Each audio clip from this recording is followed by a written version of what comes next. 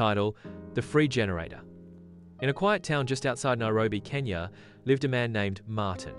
He was 42, a father of 3, and worked as a welder. Martin wasn't rich, but he was respected.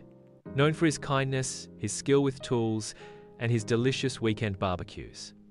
Now there was one thing Martin hated: power cuts. They happened almost every week.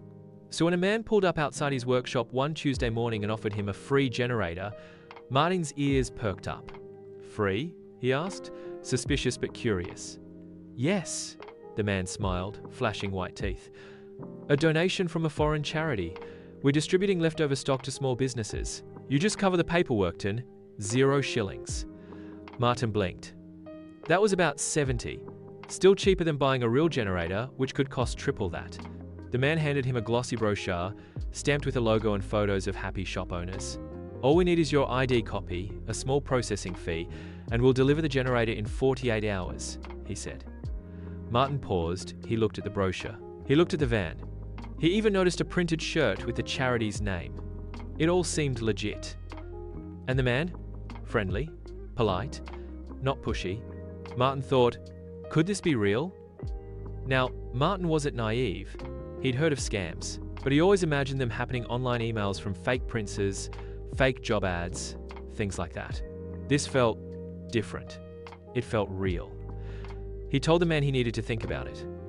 The man nodded. Of course. I'll be in town until tomorrow. Martin walked home that night, thinking hard. He asked his neighbor Joyce, a retired teacher. She squinted at the brochure. It looks nice, but have you seen the generator with your own eyes? She asked.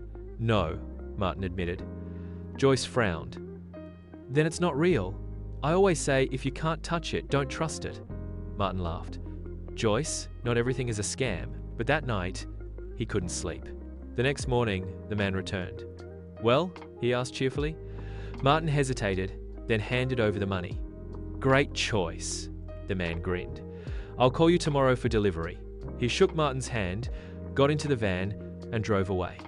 Martin waited the next day, and the next, and the next. No calls, no generator, no van, no man. His stomach sank. He tried the number the man gave him. Switched off. He went to the address on the brochure. It was an empty shop, gone.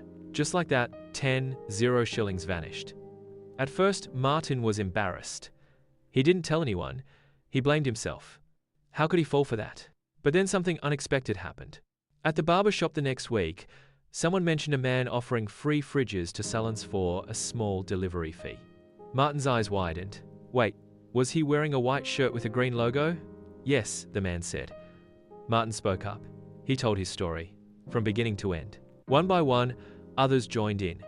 Someone had paid for a solar panel grant. Another had paid for government fertilizer.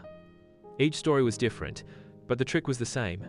Make the offer sound urgent, official, and too good to miss. Collect a small payment, disappear. That evening, Martin decided to post his story on a local notice board near the town center. He wrote, Warning, generator scam going around town. I lost 0 shillings. Don't fall for it. If it sounds too good to be true, it probably is. By the weekend, a dozen more people had added their stories to the bottom of his paper. It became a full board of caution, a wall of wisdom. A week later, Martin was back at work when a stranger approached him. Not with a generator, just a handshake. Are you the man who wrote that scam warning? He asked. Martin nodded. The stranger smiled. Thanks. My cousin almost paid for one of those fake farming kits. Your note stopped him. And from that day, Martin changed how he saw himself. Not as a fool who fell for a scam, but as someone who learned and warned others. He started telling people the signs to look out for, how to spot a real-world scam, the Martin way, too good to be true. If someone offers something big, like a generator, for free or very cheap, ask yourself why. Real charities rarely operate like that without paperwork or proof. No physical product? No deal. If you can't see, touch, or verify the product before paying, walk away. No receipts, no business. Always ask for an official receipt. Scammers hate paper trails. Check the address. Visit the location they give you. If it's empty or doesn't exist, that's a red flag. Talk to others.